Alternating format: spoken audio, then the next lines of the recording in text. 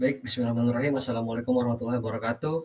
Selamat pagi, siang, sore, malam untuk teman-teman semuanya. Video ini saya buat karena saya tidak dapat mengajar di bab terakhir karena satu dan lain hal karena kesibukan saya. Jadi sedangkan di semester 2 ini di kelas 12 ini masih ada satu bab lagi yang belum saya ajarkan ya teman-teman, yaitu mengenai kritik dan esai. Jadi ini adalah video yang saya buat untuk teman-teman kelas 12 baik itu KI, PM maupun TM yang belum mendapatkan pertemuan mengenai kritik dan esai ya bab terakhir. Jadi kalau misalnya di semester 2 ini ada dua bab, yaitu bab teks artikel yang sudah pernah dibahas di sebelumnya, PowerPoint-nya juga sudah pernah saya kirimkan, dan yang kedua adalah mengenai kritik dan esai. Oke, jadi saya langsung terangkan aja teman-teman materinya mengenai kritik dan esai ya. Jadi untuk pertemuan kali ini, untuk pertemuan di bab ini saya akan langsung padatkan saja teman-teman, biasanya menjadi dua pertemuan ya, tapi saya akan padatkan menjadi satu pertemuan saja. Jadi teman-teman nanti bisa simak apa yang saya tampilkan di sini, dan PowerPoint-nya juga nanti akan saya kirimkan juga ke teman-teman. Jadi yang akan kita bahas di bab ini adalah pertama pengertian. Kita akan membahas pengertian dari kritik dan juga esai terhadap sebuah karya. Jadi teman-teman di sini kritik dan esainya ini adalah kritik dan esai terhadap sebuah karya sastra ya teman-teman ya. Seperti yang teman-teman sudah tahu, karya sastra itu kan ada puisi, cerpen, novel dan sebagainya seperti itu. Jadi kita akan belajar nih apa sih sebetulnya kritik dan esai terhadap karya sastra itu seperti apa. Kemudian yang kedua kita akan bahas mengenai tujuan dari kritik dan esai. Apa tujuannya? Apakah tujuan dari orang untuk mengkritik sebuah karya atau membuat esai dari sebuah karya, tujuannya untuk apa? Nanti akan kita bahas di sini.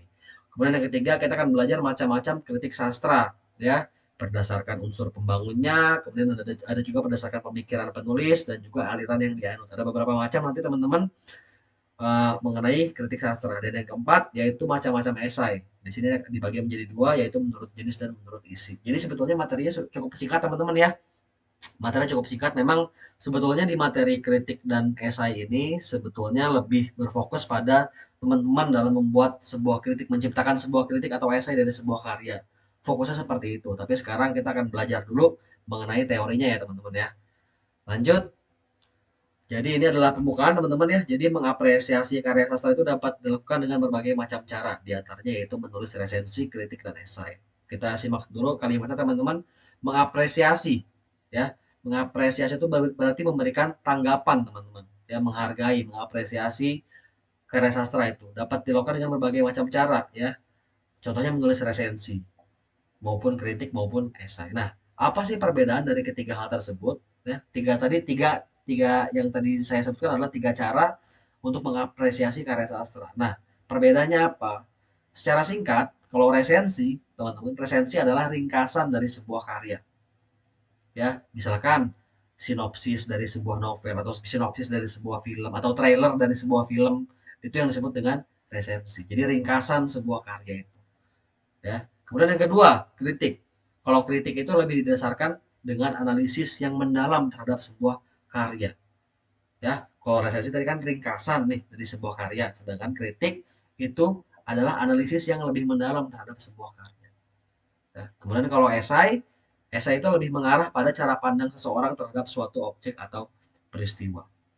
Ya, itu bedanya dari ketiga hal tersebut. Nah, sekarang yang akan kita pelajari hari ini hanyalah kritik dan juga esai ya teman-teman ya terhadap sebuah karya sastra. Lanjut, sekarang kita akan bahas pengertian dan juga tujuan dari kritik ya. Pengertian kritik. Kritik adalah suatu tanggapan ya, suatu respons yang disertai oleh pertimbangan ya, disertai oleh alasan baik dan buruk dari suatu hasil karya sastra. Contohnya, misalkan teman-teman baru saja membaca sebuah buku atau sebuah puisi, sebuah novel, apapun itu ya, sebuah karya sastra lah teman-teman baca. Kemudian teman-teman merasakan di bawah, oh ini karyanya bagus ya, atau ini, oh ini karyanya nggak bagus ya, atau jelek, atau buruk ya. Nah itu kenapa alasannya? Ya, jadi teman-teman boleh kita beranggapan sesuatu setelah kita menikmati sebuah karya sastra. Nah, haruslah hendaknya tanggapan tersebut disertai dengan pertimbangan. Misalkan teman-teman suka nih dengan sebuah karya nih. Oh, saya suka nih dengan karya ini. Kenapa? Pertimbangannya apa? Oh, karena karya ini eh, mungkin sangat berkaitan dengan saya atau sangat menyentuh karyanya, mungkin seperti itu. Oh, saya nggak suka nih karya ini karena karya ini bahasanya terlalu rumit misalkan. Nah, itu namanya eh, pertimbangan ya teman-teman. Jadi harus ada pertimbangannya, baik dan buruk. Jangan cuma bilang bahwa ini jelek, oh ini bagus. Jangan hanya bilang seperti itu, tapi juga harus disertai dengan pertimbangan. Kemudian yang kedua, tujuannya. Nah, kritik ini ditujukan, tujuannya adalah untuk menunjukkan kelebihan, kekurangan, keunggulan, dan kelemahan pada sebuah karya sastra. Ya, jadi tujuannya seperti itu. Tujuannya untuk dikritik itu ya karena untuk menunjukkan kelebihan, kekurangan, dan sebagainya dari sebuah karya. Jadi kita nggak semata-mata hanya ingin bikin jelek aja gitu, bahwa saya nggak suka pokoknya jelek. Ya nggak bisa seperti itu dong. Harus kita tunjukkan, oh menurut saya kurang bagus ini. Karena seperti apa? Nah, karena kurangnya di sini. Atau karena bagusnya karena di sini. Jadi harus ada pertimbangannya teman-teman. Kembali lagi ke pertimbangan tadi ya. Jadi harus ada pertimbangan. Kemudian, selain itu kritik juga perlu dibuat untuk mendorong sastrawan membuat karya yang bernilai tinggi. Jadi karena kita sudah kritik karyanya, ya atau karena banyak kritikan gitu, akhirnya si sastrawan tersebut yang membuat karya tersebut makin terpacu untuk membuat sebuah karya yang bernilai lebih tinggi lagi. Seperti itu ya. Itu adalah pengertian dan tujuan dari sebuah kritik. Nah, sedangkan yang kedua sekarang kita akan belajar mengenai kritik sastra, macam-macamnya ya, macam-macam dari kritik sastra. Jadi kita akan bagi menjadi tiga teman-teman.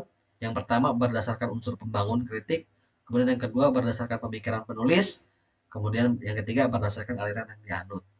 Ya, ini mungkin akan saya tampilkan soalnya saat UAS teman-teman. Ya, untuk saya bagi menjadi UAS mungkin sebutkan dan jelaskan kritik sastra berdasarkan unsur pembangun atau berdasarkan pemikiran penulis ya. Seperti itulah kurang lebih contohnya. Ya, sekarang kita akan pelajari dulu yang pertama teman-teman. Ya, dari kritik sastra berdasarkan unsur pembangun. Ini dibagi menjadi dua lagi yaitu unsur intrinsik dan ekstrinsiknya. Ya, intrinsik teman-teman seperti yang teman-teman tahu unsur intrinsik dalam sebuah karya sastra berarti kan ada tokoh, latar, alur, tema, amanat yang seperti itu teman-teman ya. Nah, itulah yang dikritik sama kita. Jadi kritik unsur intrinsik ini maksudnya adalah mengulas karya sastra dengan cara, gaya, atau membandingkan jenis karya sastra dengan karya lain yang sejenis unsur pembangunnya, unsur intrinsiknya teman-teman. Ya, jadi kita membandingkan nih, oh satu karya sastra yang ini temanya mengenai, misalkan mengenai keluarga misalkan. Mau tema ini ada juga nih karya sastra yang lain dengan tema keluarga. Nah, teman-teman bandingkan di situ tuh, diulas sama-sama diulas. Yang ini kan mengenai keluarga juga, tapi ini bagus kok. Ya ini keluarga tapi kok kurang bagus, misalkan seperti itu. Itu kalau dari temanya. Atau dari tokohnya, misalkan tokohnya misalkan seorang eh, pejuang misalkan, atau seorang petualang lah misalkan. Nah di karya yang kedua sama nih tokohnya sama, tapi kok kurang bagus gitu. Nah itu bisa dibandingkan teman-teman. Ya, jadi dari karya, dari unsur intrinsiknya pun bisa dibandingkan. Ya, kemudian sama juga dari unsur ekstrinsiknya juga teman-teman. Ya, jadi bisa kita ulas karya sastra dengan unsur-unsur di luar karya itu sendiri. Jadi teman-teman dalam mengkritik sebuah karya sastra bisa teman-teman kritik unsur-unsur pembangunnya, unsur intrinsiknya maupun unsur ekstrinsiknya atau unsur-unsur yang berada di luar karya sastra itu sendiri. Itu yang pertama. Kemudian yang kedua, berdasarkan pemikiran penulis. Ini bisa dibagi menjadi deduktif dan juga induktif. Kalau deduktif, ini kritik yang dari penulis yang berpola statis, berpegang teguh pada sebuah ukuran yang dipercayai, dan dipergunakan secara konsekuen. Ya, sedangkan kalau induktif di sini melepaskan diri dari hukum atau kaidah yang ada. Isinya berupa pendapat dan selera pribadi. Nah, kalau teman-teman bandingkan di sini ya, kritik yang deduktif berarti kritik yang apa ya? Mungkin sudah banyak beredar di masyarakat gitu, ya. Misalkan kayak ada sebuah karya sastra gitu ya yang kita semua tahu lah bahwa karya sastra ini eh, bagus misalkan. Nah kita kritiknya juga kritiknya, oh karena ini orang banyak yang mengkritik ini bagus kok, ya kita buat aja ini bagus juga gitu kritiknya. Padahal sebetulnya menurut kita nggak sesuai gitu. Nah itulah kita buat yang namanya kritik induktif. Jadi kita melepaskan diri dari hukum atau kaidah yang ada. Kita bodo amat orang bilang apa, ya menurut saya ini nggak bagus dan nggak bagusnya di sini, di sini, di sini, seperti itu. Itu namanya kritik induktif ya. Jadi ada dua teman-teman, deduktif dan juga induktif. Kemudian yang ketiga nih ya, berdasarkan aliran yang dianut ya. Ada aliran impresionistik, penghakiman dan juga teknis. Ini ada sebenarnya ada banyak lagi teman-teman. Jadi saya cantumkan cuma cukup tiga aja buat teman-teman ya. Yang pertama yaitu impresionistik. Jadi ini adalah sebuah kesan pribadi secara subjektif terhadap sebuah karya sastra ya. Saya suka dengan karya sastra A. Misalkan kalian tidak suka dengan karya sastra A, itu boleh-boleh aja teman-teman, terserah ya. Jadi kan kita semua pasti punya impresi, kita semua punya apa ya, kita semua punya pandangan terhadap sebuah karya sastra. Ya tergantung kita, namanya juga subjektif ya, jadi tergantung pribadi masing-masing. Seperti itu. Kemudian kalau yang kedua, penghakiman. Ya, kalau kritik yang penghakiman ini dia berpegang teguh pada ukuran atau hukum atau kaidah sastra tertentu. Ya, jadi misalkan kalau dibilang misalkan dengan ilmu ini terlalu rumit sebenarnya buat teman-teman, cuman saya nggak bisa kasih contoh lain. Kita mau mengkaji sebuah karya sastra, kita mau meneliti sebuah karya sastra dari segi psikologinya misalkan. Ya, kan psikologi teman-teman teman-teman tahu ya, psikologi kan ilmu mengenai kejiwaan gitu. Kita mau mengkaji nih si tokoh ini nih secara psikologis dia sebenarnya kurang waras misalkan, ya kan? Nah, kalau misalnya secara ilmunya itu, secara hukumnya itu dia sudah tidak waras, nah berarti kita harus berpegang teguh pada kajian ilmu tersebut.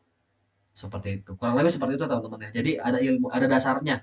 Dasarnya adalah ukuran hukum atau kaidah sastra tersebut. Ini agak rumit teman-teman, jadi mungkin bisa di skip aja lah sama teman-teman ya. Intinya kalau impresionistik itu terserah teman-teman sendiri, tergantung pribadi sendiri.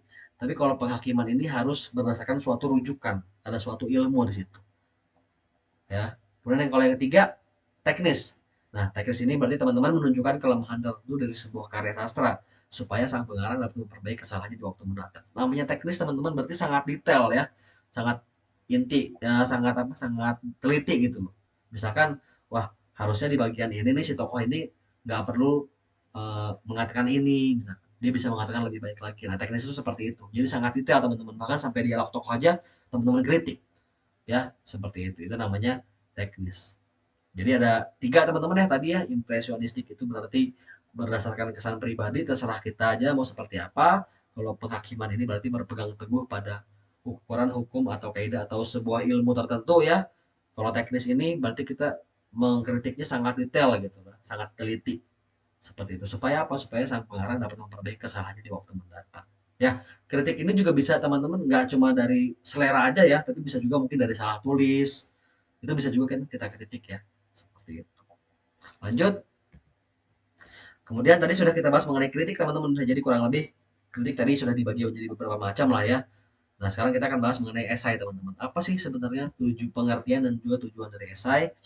Nah, esai di sini merupakan sebuah karangan pendek tentang suatu fakta yang dikupas menurut pandangan, ide, pendapat, dan gagasan dari subjektivitas pribadi penulisnya. Ya, tujuannya apa? Tujuan menulis esai itu untuk meyakinkan pembaca agar percaya terhadap pendapat, pendirian, atau penilaian kita tentang suatu hal. Jadi kurang lebih sama seperti ini teman-teman ya. Seperti apa? Eksposisi ya, gitu ya. Jadi kurang lebih sama gitu. Kemudian dalam esai, baik pikiran, perasaan maupun keseluruhan pribadi penulis tergambar dengan jelas. Untuk meyakinkan pembaca, sebuah esai biasanya disertai dengan bukti, data, dan fakta-fakta yang mendukung disertai alasan logis dan tepat. Sebetulnya esai ini itu ya. Kalau misalnya kita berbicara mengenai sebuah karya sastra, sebetulnya sama seperti kritik. Sebetulnya kalau kritik itu lebih ke kontennya gitu. Kalau esai itu lebih ke bagaimana kita bisa menceritakan sebuah karya itu dengan apa ya, dengan sudut pandang kita gitu loh teman-teman ya. Kalau resensi kan kita menceritakan ceritanya aja gitu, tapi kalau esai itu kita menceritakan dari sudut pandang kita teman-teman. Kalau teman-teman lihat di situ di kalimat yang tadi yang nomor satu ya, dari subjektivitas pribadi penulisnya, jadi terserah dari kita gitu loh. Ya gitu, dan tujuan ini dan kita menulis esai ini untuk apa? Untuk meyakinkan pembaca loh supaya sependapat dengan kita, sependirian dengan kita, sepenilaian dengan kita mengenai karya sastra tersebut. Kurang lebih seperti itu teman-teman ya. Lanjut, macam-macam esai di sini ada dibagi menjadi dua teman-teman, berdasarkan jenis dan juga berdasarkan isi. Ya, kalau berdasarkan jenis ada esai formal dan juga esai non formal atau personal. Sedangkan kalau berdasarkan isi, di sini ada deskriptif, ekspositif, argumentatif, dan naratif.